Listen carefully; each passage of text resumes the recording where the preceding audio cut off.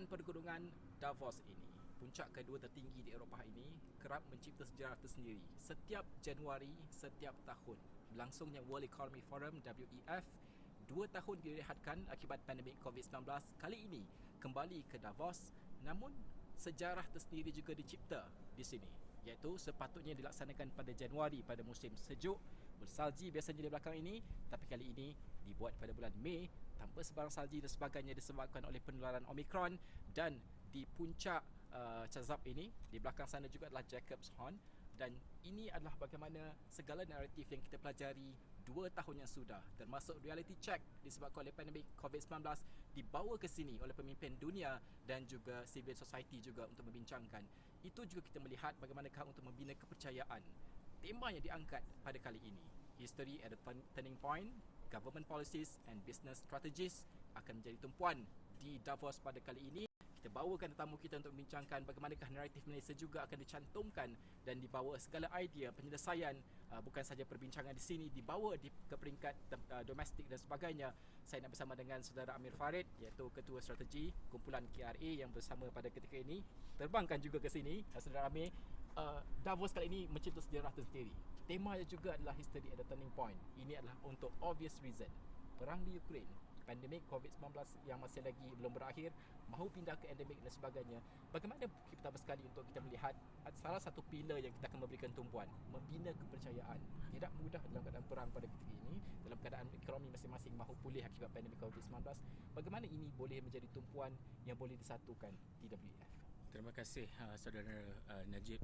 Benar, kita berada di dalam krisis ya di peringkat global ini, sebaik saja walaupun dari segi pandemik dunia sudah beralih ke arah endemik, namun demikian pelbagai krisis-krisis lain, contohnya seperti yang Najib sendiri katakan tadi, perang di Ukraine, krisis inflasi, harga yang mencanak naik, disruption atau gangguan kepada rantaian bekalan dunia.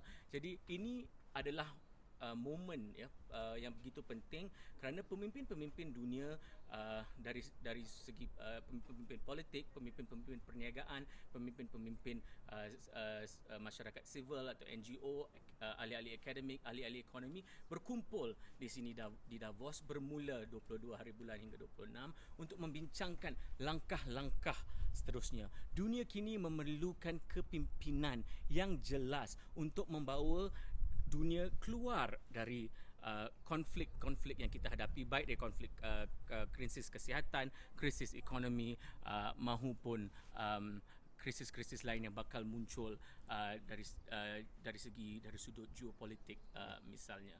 Jadi penting untuk membina keyakinan melalui dialog.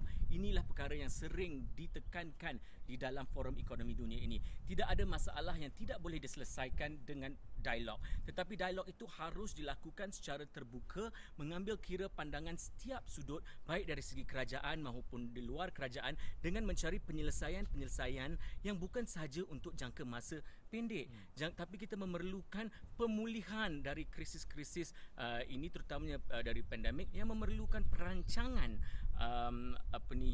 yang jitu dan rapi dari segi jangka masa sederhana dan juga jangka masa panjang. Inilah setelah 2 tahun tidak bersidang, jadi Forum Ekonomi Dunia kali ini harus menumpukan kepada isu-isu begini, termasuk isu kelestarian yang menjadi topik hangat perbincangan di kebanyakan forum-forum selepas pandemik ini. Mungkin kalau kita melihat kepada negara ataupun pasukan yang menyertai WEF ini, termasuk pasukan Malaysia sendiri, ada naratif sendiri yang dibawakan ke sini yang mahu dicanangkan dan juga disampaikan kepada semua peserta di sini. Banyak naratif ini perlu disatukan, mencari solusi dan sebagainya, tidak hanya berbentuk retorik mungkin di sini kalau kita dengarkan topik-topik yang besar disebutkan tadi. Bagaimana untuk kita menjamin setidaknya di peringkat Malaysia sendiri ada perkara yang kita pelajari yang kita bawa ke Malaysia untuk mengatasinya, kerana pada akhirnya cabaran ini cabaran bersifat global, pandemik dan sebagainya, dan juga kesan rantaian bekalan dan sebagainya.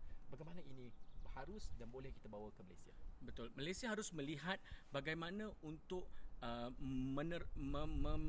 menguatkan posisi Malaysia dalam era pemulihan ini pasca pandemik mengambil kira cabaran-cabaran global yang begitu besar. Malaysia perlu melihat sebagai Malaysia itu satu ekonomi terbuka, ekonomi perdagangan. Jadi perkara-perkara yang berlaku, konflik-konflik yang berlaku di Eropah, benua Eropah ini, misalnya perang di Ukraine dan juga kesan lockdown yang berpanjangan di China dengan zero COVID strategi yang diamalkan di China menyebabkan lockdown yang berpanjangan di tempat-tempat seperti Shanghai yang merupakan pelabuhan terbesar di antara pelabuhan utama dan terbesar di dunia ini, mengganggu rantaian bekalan ekonomi. Jadi Malaysia harus membawa bukan sahaja suara Malaysia dalam era pemulihan ini, tetapi juga bagaimana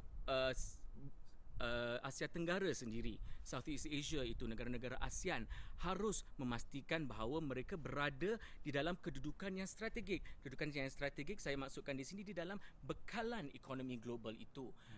Kita harus memastikan bahawa harus ada resilience dalam berhadapan konflik yang seterusnya.